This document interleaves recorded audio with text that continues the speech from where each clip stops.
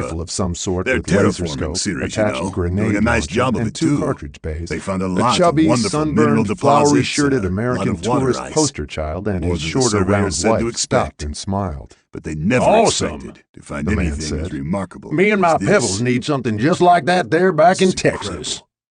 Garber God, smiled how his come best everyone doesn't salesman know smile. about this? Totally This legal, changes. folks. I can set you up Shit, today. it changes everything. From behind the Americans, Sure, I a could tall sell it woman to with a long black government or hair a and museum seductively and tanned make a quick skin billion. approached with her companion, Let's be real. a shorter, bulkier, That's a very older small man change with a well-developed compared to what I paunch can like make with Harrigan. this thing. Both wore my stable sidearms of holstered at fighters. their belts, despite their 3-piece brown Fix suits. shook his head. And as they turned, Harrigan spotted put badges this hanging from their thing belts. on a title card. Detectives. Everyone's going to know about it. What is that thing?